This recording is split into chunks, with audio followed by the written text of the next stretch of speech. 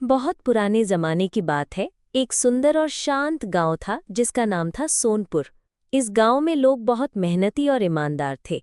हर कोई अपने खेत खलिहान में दिन भर मेहनत करता और शाम को सुकून से अपने परिवार के साथ समय बिताता। इसी गांव में रहता था एक किसान जिसका नाम था हरीराम। हरीराम के पास कुछ बीघा जमीन थी, कुछ गायें और कुछ मुर्गियां भी थीं। देखने में हरीराम एक आम किसान जैसा लगता था, लेकिन उसकी सोच अलग थी। हरीराम का मन मेहनत में कम और चालू दिमाग लगाने में ज्यादा लगता था। उसके दिल में हमेशा एक बात चलती रहती थी, कैसे जल्दी से अमीर बन सकूं। गांव के लोग अक्सर कहते, धीरे धीरे ही सफलता मिलती है हरीराम, जल्दी के चक्कर में सब कुछ खोना पड़ सकता है। लेकिन हरीराम के कान पर जून तक नहीं रेंगती थी।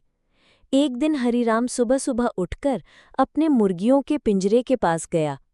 उसकी आंखें तब फटी की फटी रह गईं जब उसने देखा कि एक मुर्गी ने चमचमाता हुआ एक सोना का अंडा दिया था। हरीराम ने तुरंत वो अंडा उठाया, उसे पलट पलोट कर देखा, दांत से काटा, लेकिन वो असली सोना था। उसका दिल धड़क गया। उसने तुरंत सोचा, अब मेरी जिंदगी बदलने वाली है। उसने वो सोना का अंडा बाजार में बेचा और अच्छी खासी रकम हासिल की। उस रात हरीराम ने सपने में अपने आप को शहर का सबसे बड़ा सेठ बनते देखा। अगले दिन भी उसी मुर्गी ने एक और सोना का अंडा दिया। अब तो हरीराम के पैसे दिन दुगनी रात चुगनी बढ़ने लगे। उसने नए कपड़े खरीदे, नया घर बनवाया और शहर में भी दोस्तों के सामने अपनी दौलत की चर्चा करने लगा। लेकिन इंसान की फितरत है, जितना मिले उतना कम लगता है। हरीराम की लालच रोज बढ़ रही थी। उसने सोचा, रोज एक सोना का अंडा मिलता है, लेकिन अगर मैं इस मुर्गी को काट दूं तो अंदर से तो शायद 100 अंडा मिलेंगे, या हो सकता है अंदर पूरा सोना भरा हो। उसने अपनी पत्नी गंगा से बात की।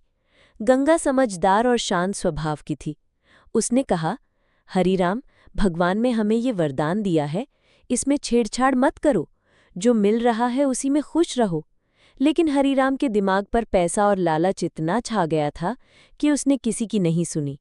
एक दिन हरीराम ने मुर्गी को पकड़ा, चाकू उठाया और उसका पेट चीर दिया। उसकी आंखों में सोना के अंडों या खजाने की तस्वीर थी, लेकिन जैसे ही उसने मुर्गी का पेट खोला, उसका मुख खुला का खुला रह गया। अंदर कुछ भी नहीं था, ना सोना के अंडे, ना खजाना, सिर्फ खून और मांस। मुर्गी मर चुकी थी। हरीराम ने अपने हाथों से अपनी किस्मत को खत्म कर दिया था। अगले दिन कोई सोना का अंडा नहीं मिला। उसके दिन फिर वही पुरानी गरीबी में लौट आए। लोग उसका मजाक उड़ाया करते थे।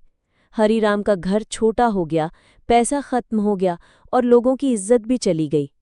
हरीराम ने कई महीने तक दुख भरे दिन देखे। उसकी पत्नी ने उसे संभालने की कोशिश की। धीरे धीरे हरीराम को समझ आने लगा कि जिंदगी में सबसे बड़ा दुश्मन इंसान का लालच होता है। उसने दोबारा से मेहनत शुरू की। दिन भर खेत में काम करता, रात को जमीन पर सुकून से सोता। लोग धीरे धीरे उस पर दोबारा भरोसा करने लगे। उसने गांव के बच्चों को कहानियां सुनाकर समझाया कि लालच से कुछ नहीं मिलता।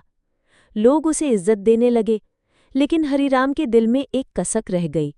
अगर उसने लालच नहीं किया होता तो आज वह अमीर होता। गांव के लोग अक्सर कहते, हरीराम की कहानी से सबको सीख लेनी चाहिए।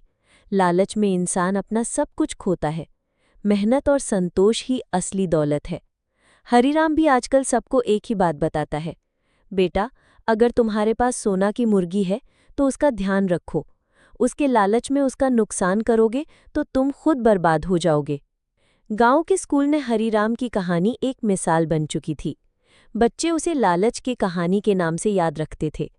समय के साथ हरीराम को अपने किए पर पछतावा तो था, लेकिन अब उसने दिल से सीख भी ले ली थी। उसने लालच को छोड़कर ईमानदारी और मेहनत से जीवन जीना शुरू किया। आखिर में उसने एक छोटी सी पुस्तक भी लिखी, लालच बुरी बला है, जिसमें उसने अपनी पूरी कहानी लिखी और दूसरों को भी उससे सीखने की सलाह दी। अगर आपको अच्छा लगा हो तो सब्सक्राइब और लाइक करते जाइए और अच्छे अच्छे वीडियो के लिए